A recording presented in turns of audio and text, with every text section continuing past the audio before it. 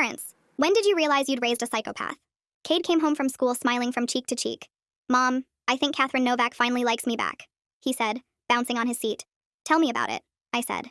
He explained how he'd been teasing her about her outfits in class and called her a beluga for eating lunch. He said she always reacted strongly, which meant she must like him. Today he'd hidden her backpack as a prank and she'd chased him down the hallway crying to get it back. It made me really uncomfortable. But Cade didn't have many friends and had never shown interest in girls before. I thought he just didn't understand how to properly express his feelings. Honey, I sat him down. You should try being a bit nicer. Girls like boys who are sweet to them. Cade rolled his eyes and said Catherine wasn't like other girls. She liked when he was tough and funny. He said she pretended to be upset, but really she enjoyed the attention. When I suggested he try complimenting her instead, he laughed and said I didn't understand his generation. Over the next few weeks, Cade came home with more stories about Catherine. He'd knocked her books off her desk accidentally and helped pick them up. He'd started calling her Messy Jessie because she spilled yogurt on herself once. He thought it was hilarious when she got red-faced and told him to stop. I tried talking to him, but he insisted this was just how kids flirted now. He said Catherine was playing hard to get, and he just needed to be persistent. One day, Cade came home upset because Catherine had partnered with someone else for a project. He'd assumed they'd worked together since he'd been giving her so much attention. When she chose another student, he'd made a joke about her being too stupid to recognize a good partner. She'd apparently gotten very quiet after that. Cade, that wasn't a joke, I said firmly. That was mean. You need to apologize. He argued that I didn't understand their dynamic. He said Catherine knew he was kidding and she probably partnered with someone else to make him jealous. I insisted he needed to be kinder, but he stormed off to his room saying I was ruining his chances with her. The next week, Cade's behavior escalated. He started leaving notes in Catherine's locker with funny comments about her appearance.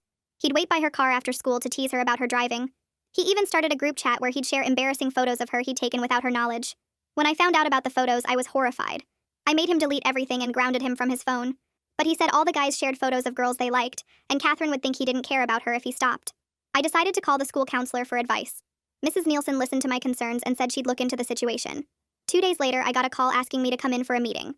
When I arrived, the principal and counselor were there with a thick folder of complaints about Cade.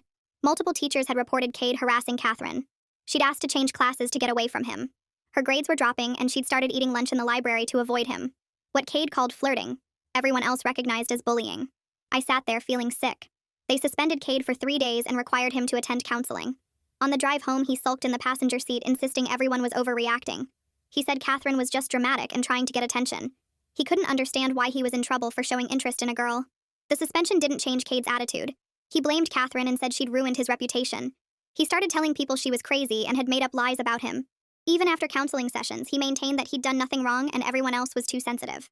One evening, 2 months later, our doorbell rang during dinner. I opened the door to find a man I didn't recognize standing on our porch. He was tall and broad-shouldered, wearing a work uniform with Novak embroidered on the pocket. My stomach dropped as I realized this was Catherine's father. "Is your son Cade home?" he asked with controlled anger in his voice. I nodded and called Cade to the door. He came slouching over until he saw Mr. Novak. Then his face went pale and he took a step backward. Mr. Novak's voice shook as he spoke. "Your son has been tormenting my daughter for months. She cries every night. She's scared to go to school. She's failing classes because of him." Cade started to protest, but Mr. Novak cut him off. He pulled out his phone and showed us screenshots of messages Cade had sent Catherine on fake social media accounts after being blocked on his real ones. Cruel comments about her appearance, threats to spread rumors, manipulated photos, things I had no idea were happening. I felt my knees go weak as I looked at my son. This went far beyond awkward teenage flirting. This was systematic harassment. Cade tried to grab my arm, saying Mr. Novak was lying, but I pulled away from him. The evidence was right there on the phone screen. "I've gone to the police," Mr. Novak said. "They said to document everything and file a restraining order, but I wanted to look him in the eye first." He stepped closer to Cade, who shrank back against the wall. Mr. Novak's hands were clenched into fists at his sides. For a moment, I thought he might actually hit my son. Cade must have thought so too, because he started apologizing rapidly, saying he didn't mean it and he was just joking around. "Joking?" Mr. Novak's voice was deadly quiet. "My daughter tried to hurt herself because of your jokes." The words hit me like a punch to the gut, and I heard myself asking in a shaky voice if Catherine was getting help now. Mr. Novak's jaw tightened, and he told me she was in therapy 3 times a week and taking medication for panic attacks that started after my son's harassment got worse.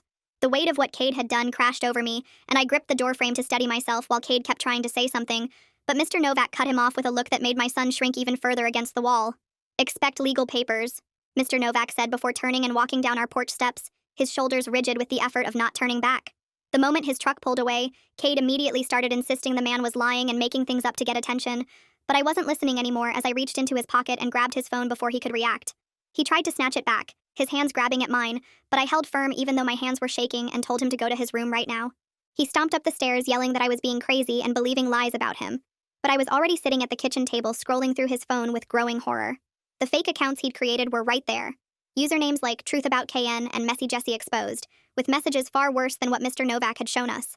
Sexual comments about her body, threats to share edited photos at the school, detailed descriptions of what he wanted to do to her, messages sent at all hours including 3 in the morning. My stomach turned as I screenshotted everything, page after page of cruel messages that showed planning and intent, not just mean jokes. Some messages included photos he'd taken of her at the school without her knowing, zoomed in on her body, edited in disgusting ways. I found group chats where he'd shared these with other boys who laughed and encouraged him to do more. My hands shook so badly I could barely hold the phone as I kept finding more evidence in deleted folders he thought were hidden. When I finally looked at the clock, it was past 11, but I called Mrs. Nielsen's home number anyway, leaving a long voicemail about Mr. Novak's visit and everything I'd found on the phone. My voice broke as I admitted I had no idea how bad things really were, and that we needed an emergency meeting about keeping Catherine safe from my son.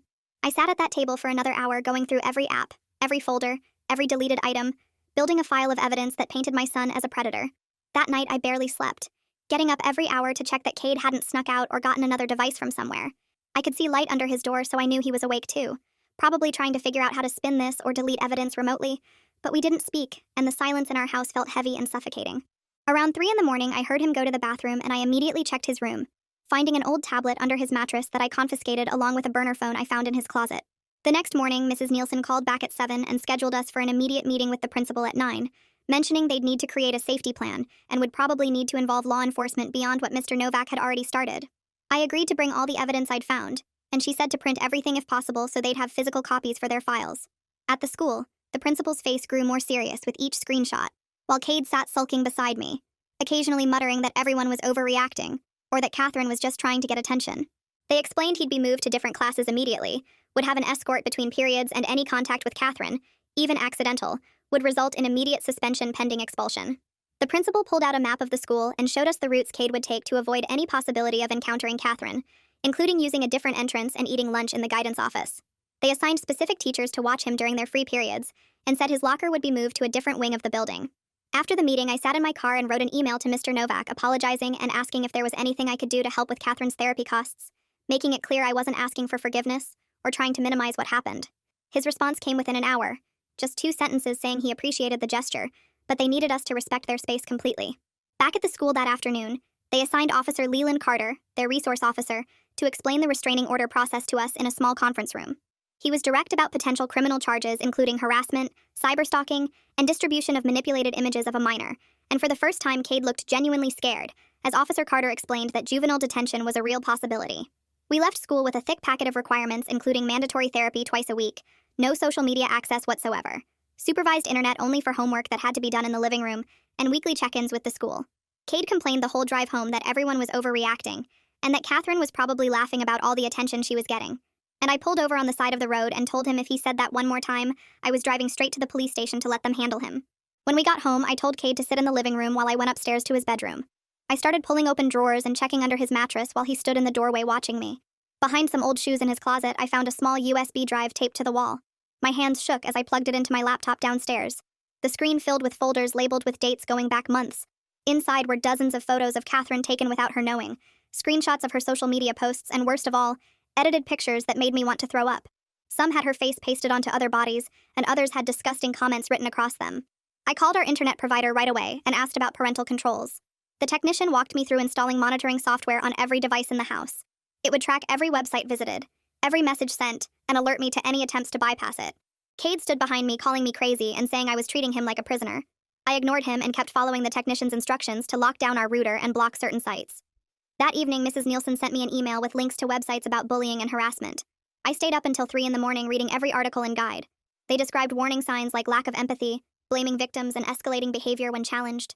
Every single one matched what I'd been seeing in Cade for months, but had explained away. The guilt made my chest hurt, but I forced myself to keep reading and taking notes about intervention strategies. 3 days later, we sat in a waiting room at the therapy center the school recommended. Deepika Green came out to get us, a woman in her 40s with a calm voice and firm handshake. She brought us into her office and started asking Cade about his perspective on what happened. He launched into his usual story about Catherine overreacting and everyone misunderstanding him. Deepika didn't argue or interrupt, but when he finished, she asked him to describe how Catherine might have felt. He rolled his eyes and said she probably loved the attention. She redirected him again, asking about the impact of his actions regardless of his intent. He kept trying to deflect, but she stayed focused on consequences, not excuses. By the end of the session, he was sulking, but had at least stopped actively arguing. Word about what happened started spreading through our community. At the grocery store, a woman I recognized from the school events cornered me near the produce section. She said I was destroying my son's future over normal teenage boy behavior. She went on about how girls today were too sensitive and couldn't take a joke anymore. Her voice got louder as she said, I should be supporting my son instead of letting some girl ruin his life. Other shoppers turned to stare as I grabbed my cart and walked away with my hands shaking. The restraining order hearing got scheduled for the following week. Deepika explained during our next session that I'd need to provide all the digital evidence to support it. She said it would be hard to submit things that made Cade look terrible, but protecting Catherine had to come first. I spent hours organizing screenshots, photos, and messages into folders for the lawyer. My stomach turned knowing a judge would see what my son had done, but I kept working. During our second therapy appointment, Deepika brought out printed stories from harassment victims. She had Cade read them out loud one by one. At first, he rolled his eyes and read in a bored voice. But when he got to one about a girl who tried to kill herself after months of harassment, his voice got quieter. The story described panic attacks, failing grades, and feeling trapped with nowhere safe to go. For just a moment, I saw something change in his face before he went back to staring at the wall. The school sent me their safety plan for Catherine the next day. She would leave each class 5 minutes early to avoid hallway encounters. They assigned her a private room for lunch away from the cafeteria. Teachers would stand at specific points between classes to make sure no accidental meetings happened. The principal promised to email me daily, confirming Cade followed all rules and stayed in his assigned areas. Officer Carter called that afternoon with disturbing news. Their tech team had found evidence that Cade had been using VPN software and spoofing apps to hide his online activity. He explained how these tools work to mask internet traffic and create fake phone numbers for texting. The level of planning required to set all this up showed this wasn't some impulsive mistake. Officer Carter taught me what to look for in browser history and how to spot signs of hidden apps. He said if charges got filed, the digital forensics team would do a complete analysis of all our devices. A week later, I got a call from another parent whose son was friends with Cade. She said Cade had used his son's Instagram account to send Catherine a message. The message started as an apology, but quickly turned into blaming her for misunderstanding his intentions and ruining his life. The parent had immediately taken screenshots and blocked Catherine to prevent further contact. I thanked her for telling me and hung up feeling sick. I found Cade in his room and took away his access to our family computer completely. He yelled that I was being unfair, but I walked out without responding. 3 days later, I was at the pharmacy picking up my blood pressure medication when a woman I barely knew from the PTA cornered me by the vitamins. She started telling me loudly how I was ruining Cade's entire future over some girl who couldn't take a joke. Other customers turned to stare as she went on about how kids these days were too sensitive and how boys couldn't even talk to girls anymore without getting in trouble. I grabbed my prescription and walked past her to the register while she kept talking behind me about how I was destroying my own son. My hands shook as I paid, and I made it to my car before the tears started coming. I sat there in the parking lot for 20 minutes trying to pull myself together. That evening, Deepika gave Cade homework to write about the situation from Catherine's perspective to understand victim impact. When I checked what he wrote an hour later, it was just 2 sentences saying she probably felt bad, but should have told him to stop if she didn't like it. I made him sit back down at the kitchen table while I watched him do it properly. He argued for the first hour that this was stupid and wouldn't help anything. The second hour, he kept writing jokes and crossing them out when I made him start over. By the third hour, he finally wrote something about how maybe she felt trapped and scared when he wouldn't leave her alone. It wasn't great, but at least it showed he could imagine her feelings when forced to try. The school disciplinary hearing happened 2 days later in the conference room with 4 teachers present to give testimony. Mrs. Rodriguez described seeing Cade corner Catherine against her locker multiple times when she tried to walk away from him. Mr. Chen talked about Cade following Catherine to her car after school even when she asked him to stop. The gym teacher mentioned Cade making sexual gestures at Catherine during PE class while other boys laughed. The art teacher had witnessed Cade drawing crude pictures of Catherine and passing them around. Each teacher had documented dates and specific incidents that painted a clear pattern of harassment over months. I sat there taking notes and feeling sick as I realized how much had been happening that I never knew about. After the hearing ended, I walked to my car and saw Mr. Novak standing by his truck in the parking lot. He walked over and told me Catherine had panic attacks every morning before school now, and threw up from anxiety most days. He asked if I understood what it was like to watch your child suffer like that every single day. I could only nod and say I was sorry while he talked about how his daughter used to love school, and now she was failing everything. He didn't yell or threaten, but the pain in his voice was worse than anger. When I got home, I started organizing all the paperwork for our lawyer and found Cade's old middle school yearbook in a box. I opened it and saw comments he'd written next to classmates' pictures calling them ugly or stupid or fat. One girl had, "Nobody likes you," written next to her photo in Cade's handwriting. Another had, "Kill yourself," scribbled by her name. The pattern went back at least 3 years, and I'd never even looked at these yearbooks before. I sat on the floor of his room realizing I'd been making excuses for this behavior much longer than I wanted to admit. My ex-husband called that night saying I was overreacting, and that boys will be boys. And this was all normal teenage stuff. I emailed him screenshots of everything, including the messages to Catherine and the yearbook pages. He didn't respond for a whole day, and then sent a short text saying I should handle it however I thought was best. No offer to help or come talk to Cade or anything else. Officer Carter came by the next afternoon to explain that parents could be held legally responsible if they didn't properly supervise a child who was under a restraining order. He gave me a printed list of specific requirements about monitoring and documenting everything. I had to keep a log of where Cade was every hour, and make sure he had no unsupervised internet access and couldn't go anywhere Catherine might be. The officer explained that if Cade violated the order and I hadn't been supervising properly, I could face charges myself. The legal responsibility scared me, but also made me more determined to follow every rule exactly. Deepika scheduled a parent-only session with me to create a structured consequence system for home. She explained that every single privilege had to be earned through demonstrating real empathy and taking responsibility for his actions. No TV or games or friend time unless he completed therapy assignments properly and showed genuine understanding of harm caused. She warned me this wasn't going to be a quick fix and could take years of consistent enforcement before seeing real change. When I got home and told Cade about the new internet restrictions, he lost it completely and punched a hole in his bedroom wall. I immediately called the non-emergency police number like Officer Carter had instructed. An officer arrived within 30 minutes and gave Cade a formal warning about property damage while explaining that any more violence would result in arrest. Cade looked shocked that I'd actually called the police on him for punching a wall. The next morning, our lawyer forwarded an email from Mr. Novak's attorney saying they would submit written testimony instead of making Catherine testify in court.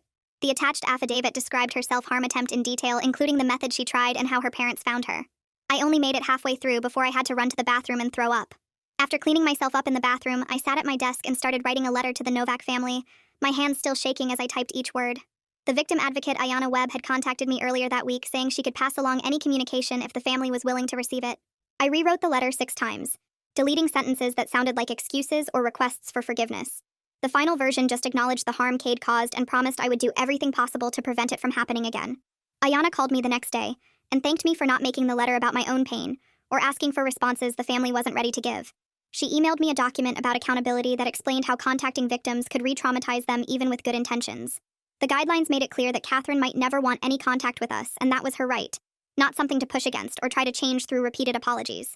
The focus had to stay on changing Cade's behavior, not on getting forgiveness to make ourselves feel better. While gathering financial documents for our lawyer, I started going through old bank statements and credit card bills looking for anything relevant to the case. That's when I found charges from 3 different apps designed to edit and manipulate photos, with purchases going back 4 months before Mr. Novak showed up at our door. The dates proved this wasn't some sudden mean streak or misunderstood joke, but planned harassment that Cade had been preparing for. I printed everything and drove straight to the lawyer's office, watching him flip through the pages with a grim expression as he added them to our file for the restraining order hearing. 2 weeks later, we sat in the courtroom while the judge reviewed the thick folder of evidence, including the screenshots, the bank records, and statements from teachers and other students. Cade's lawyer tried arguing for lesser restrictions, saying a full restraining order would disrupt his education and social development, but the judge cut him off mid-sentence. She looked directly at Cade and told him any violation would result in immediate arrest, no warnings or second chances. The order was set for 1 year with possibility of extension, if there were any concerning behaviors. Walking out of the courthouse, I got a call from the principal saying the school was recommending Cade transfer to their alternative education program on the other side of town. The program had more structure with smaller classes and constant supervision, but it also meant admitting my son needed that level of intervention. I drove to the school that afternoon and signed the transfer papers, knowing it was necessary even though it felt like giving up on him returning to normal high school life. During his next therapy session, Deepika had prepared something different from their usual discussions. She handed Cade a printed letter that combined experiences from multiple harassment victims, not just Catherine but others who had gone through similar torment. He started reading it with his usual dismissive attitude, but gradually went quiet, his face losing color as he read description after description of fear, anxiety, and lasting trauma. When he finished, he didn't argue or deflect like usual, but just sat there staring at the paper for several minutes. The silence felt different from his normal sulking, like something might actually be sinking in. Through another email from Ayanna, I learned the real cost of what Cade had done to the Novak family beyond just emotional damage. They were paying over $300 per week for Catherine's therapy sessions, had to adjust both their work schedules to drive her to appointments, and lost income from the days they had to leave early or miss entirely. Understanding these concrete impacts on their daily life and finances made me pull money from our savings to send what I could toward those costs, even though I knew money couldn't undo the damage. My boss was understanding when I explained I needed to switch to part-time hours to properly supervise Cade after school, since leaving him alone was no longer safe. The income loss meant canceling our cable, dropping unnecessary subscriptions, and cutting back on everything non-essential, but the alternative was risking him finding ways around the monitoring systems we had in place. A week after the restraining order was publicized in the school communications, anonymous messages started appearing on local Facebook groups defending Cade and calling Catherine dramatic and attention-seeking. I took screenshots of every post and comment, forwarding them to Officer Carter, who said he'd investigate the IP addresses. Within days, he called back saying several traced to phones belonging to Cade's friend group, showing this wasn't just my son's problem, but a wider cultural issue among these boys. Those same friends stopped coming to our house once their parents learned about the restraining order and what Cade had actually done. His bedroom door stayed open as required by our new rules, and I could see him lying on his bed most afternoons just staring at the ceiling. Part of me felt sad watching him isolated from everyone, but I also recognized this might be the only way he'd finally understand the seriousness of his actions without his friends reinforcing his victim mentality. The new rules started that same week with a printed schedule taped to Cade's bedroom door, listing every 15-minute block from wake up to bedtime. He had to initial each time slot showing what he did, and his door stayed open except when changing clothes. I installed monitoring software on every device in the house. Even the smart TV and the router logged all internet activity with screenshots every 30 seconds. Cade complained constantly about living in a prison, but I reminded him the judge had mentioned actual juvenile detention as a possibility if we couldn't maintain proper supervision at home. The first few days he tested every boundary, closing his door repeatedly until I removed it from the hinges entirely and stored it in the garage. He tried using the bathroom for privacy, but I set a 5-minute timer whenever he went in, knocking if he stayed longer.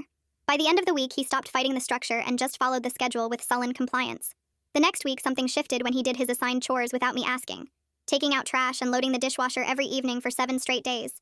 He still wouldn't talk about what he'd done to Catherine, but Deepika called this progress, explaining that compliance comes before comprehension in cases like this. 3 weeks later, I stood at the podium during the school board meeting with my prepared notes shaking in my hands. Without naming anyone specific, I described how harassment had escalated unchecked in their schools and urged them to implement stronger prevention programs with real consequences. Some parents in the audience nodded and clapped when I finished, but others glared at me with obvious disgust, whispering to each other about overreacting mothers ruining kids' lives. The juvenile court date arrived 2 months after the restraining order, with Cade wearing the only suit he owned, too small in the shoulders now. The prosecutor read the charges while we stood before the judge, and our lawyer negotiated the plea deal they'd worked out beforehand. 2 years probation with weekly check-ins, 200 hours of community service at a domestic violence shelter, mandatory therapy twice weekly with progress reports to the court, and restitution payments for Catherine's therapy costs from any money Cade earned until he turned 18. The judge asked Cade if he understood and accepted these terms, and he said yes in a voice so quiet, she made him repeat it louder. For his first reflection essay assignment from Deepika, Cade sat at the kitchen table for 3 hours, writing and crossing out sentences while I supervised from across the room.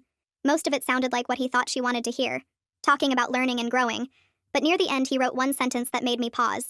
I hurt someone who didn't deserve it. Not a full admission of everything he'd done, but the first time he'd acknowledged causing harm without adding excuses or explanations. The paperwork for the alternative school transfer came through the following week, finalizing his placement for the next semester starting in January. The building sat 40 minutes away with metal detectors at every entrance, security guards in the hallways, and cameras in every classroom. More importantly, Catherine would never have to worry about running into him since the schools were in completely different districts. Through another email from Ayana, I learned that Catherine's panic attacks had decreased from happening every single day to about once a week since the restraining order went into effect. She still couldn't return to regular school, doing all her classes online from home, and her parents remained unwilling to accept any form of apology from us, which I completely understood given everything she'd endured. After 2 months of following every rule without complaint, I decided to give Cade limited phone access, 1 hour each evening with full monitoring through an app that recorded everything. The very first night he tried to stay on for an extra 20 minutes, claiming he didn't hear the timer, so I took the phone away for 3 days. When he got it back, he watched the clock carefully and handed it over at exactly 60 minutes, learning slowly that trust gets earned in tiny drops but lost in buckets. The parent support group met every Tuesday evening in the basement of a church downtown, about 15 people sitting in a circle sharing stories about their struggling children. Some had kids with drug problems, others with violence issues, and several dealing with harassment cases like mine. Listening to their experiences helped me feel less alone, though I noticed some parents still making the same excuses I used to make, blaming schools or other kids instead of accepting their child's responsibility. The facilitator, a woman whose own son was serving time for assault, kept reminding us that holding our children accountable wasn't the opposite of loving them, but actually the strongest form of love we could show. The local news broke a story about multiple boys at Cade's school having a group chat where they shared photos of female classmates without consent, rating their bodies and making sexual comments. The investigation expanded beyond just Cade to include 12 other students, and while it didn't excuse his targeted harassment of Catherine, it helped explain how this behavior had been normalized and encouraged among his peer group. I printed out every screenshot I could find from the group chat and brought them to the principal's office the next morning. The secretary told me to wait, but I pushed past her desk and walked straight into the meeting room where the principal sat with 2 other administrators reviewing files. They looked up startled as I dropped the stack of papers on the conference table and started spreading them out, pointing to messages from 12 different boys making comments about girls' bodies and sharing photos taken without permission. The principal picked up page after page while I explained how this went beyond just Cade and showed a pattern of harassment throughout the entire grade. Within an hour, they'd called in Officer Carter, who started documenting everything for a broader investigation. 3 days later, my phone started ringing nonstop with angry parents demanding to know why I'd involved their sons in Cade's mess. One mother cornered me at the grocery store and accused me of trying to spread the blame to make Cade look better. I told her all our kids needed help before another girl ended up like Catherine, but she stormed off calling me names. That evening, Cade found out from a friend's text that I'd given the school evidence about the group chat. He came charging down the stairs screaming that I was betraying him and ruining his friendships. His face turned red as he yelled about how I was supposed to be on his side, and now everyone hated him even more. I grabbed my keys and purse while he followed me to the door still shouting. When I actually got in the car and started backing out of the driveway, his expression changed from anger to shock. He stood in the doorway staring as I drove away, and parked at a coffee shop 3 blocks away, to wait until he calmed down. 6 months passed with Cade following his probation requirements and attending therapy twice weekly. I was shopping for groceries at the mall when I turned a corner and saw Catherine with her mother looking at clothes in a store window. Our eyes met for just a second before I immediately turned around and walked quickly toward the opposite exit. My hands shook as I left through the parking garage instead of the main entrance where I'd parked. Cade had started working at a fast food place after school, and every 2 weeks his paycheck got deposited into an account I controlled. The first payment of $300 went straight to the restitution fund for Catherine's therapy costs. Cade complained bitterly about working 20 hours just to pay for someone else's treatment, but I reminded him that treatment wouldn't exist without his actions. Every payment slip I signed felt like a small step toward accountability. During a probation check at the courthouse, I walked down the hallway carrying Cade's attendance records when Mr. Novak came around the corner from the elevator. We both stopped for a moment and he gave me a brief nod before continuing past. It wasn't forgiveness or friendship, but it was acknowledgement that I was trying to do the right thing now. That small gesture meant more to me than he could possibly know. Deepika reduced our sessions to monthly check-ins after Cade maintained stable behavior for several weeks straight. She warned me during our last weekly appointment that he was contained through external structure, not genuinely changed inside. The rules and monitoring might need to stay in place permanently to keep others safe from harm.